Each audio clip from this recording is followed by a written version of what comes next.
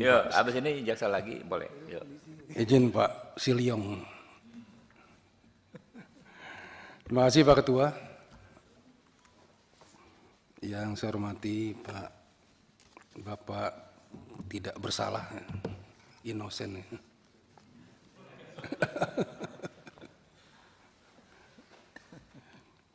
Saya hanya kasih masukan saja.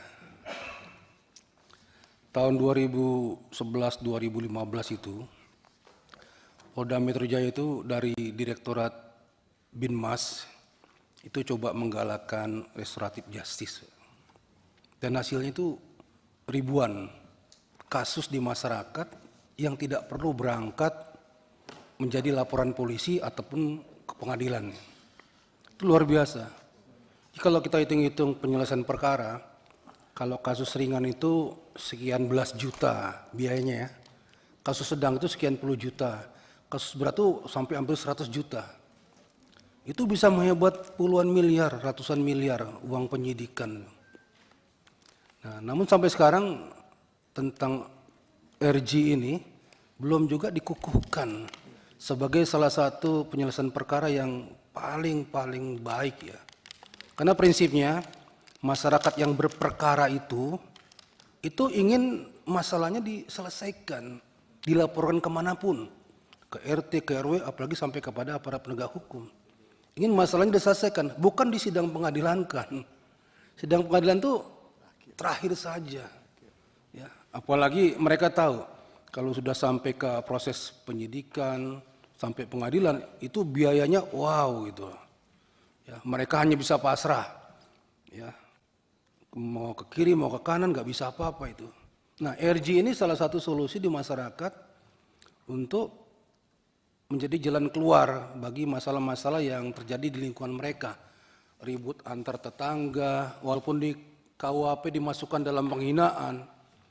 Mungkin ada penghinaan ringan, anak-anaknya berantem, bapaknya ikut berantem. Gitu. Ya. Di sekolah dihina, mungkin gurunya atau muridnya, orang tuanya ikut, lapor polisi. Nah itu RG bisa dilakukan di situ. Dan bisa menghemat uang negara banyak sekali.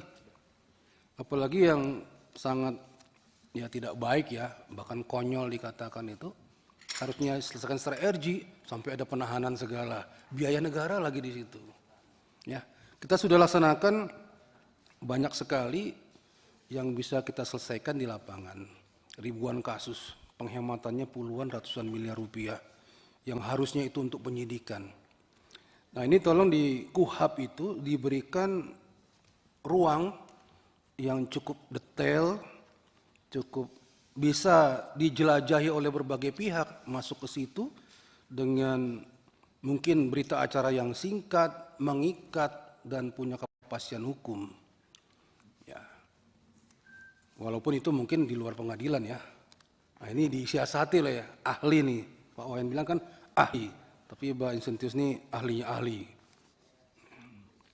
Nah itu dibuat apa narasinya supaya itu bisa dikedepankan dan dijadikan salah satu sarana untuk masyarakat bisa menyelesaikan masalah-masalahnya di lingkungannya dan tidak harus masuk kepada hukum formal.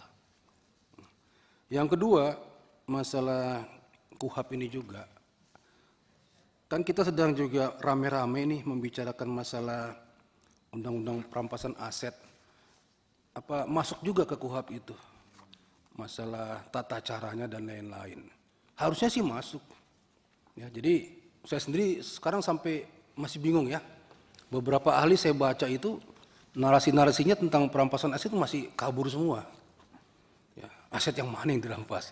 Ada kaitan pidana, sebelum pidana, nggak ada kaitan pidana untuk mengganti kerugian negara, macam-macam itu definisinya. Nah kalau bisa udah dipikirkan oleh KUHP ini, walaupun undang-undangnya belum disahkan, tapi aturan mainnya sudah bisa dimasukkan dari sekarang supaya nggak ada lagi zolim gitu ya, zolim. Kamu dari mana hartanya? Dari mana Pak ya? Garu-garu kepala. Dari Tuhan Pak gitu. Loh kok dari Tuhan? Saya juga nggak tahu Pak. Datang aja. Coba kita periksa Tuhannya gitu kan. Sampai begitu nanti kan. Akhirnya debat kusir terjadi. Ya, soalnya kalau di luar negeri kan bicara harta kekayaan itu bicaranya dari mana kau dapat, sumbernya apa. Kalau di Indonesia beda, Pak. Di Indonesia tuh sumber rezeki itu banyak, apalagi kaitan dengan agama Islam. Ada dari anak, dari menikah, dari suka bersedekah, dari berusaha. Yang terakhir, tidak disangka dan tidak duga-duga itu. Susah jawabnya itu. Ya. Itu real, itu ada ayatnya itu. Ya. Jadi norma barat sama norma timur beda. Jadi kalau dipaksakan seperti norma barat, hancur kita. Saya juga hancur nih. Bapak beli jas dari mana? Waduh, susah nih jawabnya. Ya. Ada teman saya ngasih, yang ngasih Pak Ketua itu. Ya kan? Ditanya, belum saya ambil Pak Ketua jasnya. Nah ini yang hal-hal seperti ini juga dipertegas ya, supaya undang-undang perampasan aset nanti kalau memang diundangkan, aturan mainnya sudah ada. Ya. Yang terakhir masalah OTT, apakah bisa dimasukkan di KUHP juga itu? Ya, karena debatable terus itu. Apa sih definisi operasi tangkap tangan? Beda-beda. Sekarang kita sepakat aja, is okay untuk kebaikan, tapi kan definisinya masih debatable terus. Kalau dimasukkan pasal 19 itu, apa masuk ke tertangkap tangan itu? Ya. Nah, itu dimaksudkan juga mungkin. Itu saja dari saya, terima kasih, mudah-mudahan bisa clear. Terima kasih Pak Ketua. Terima kasih.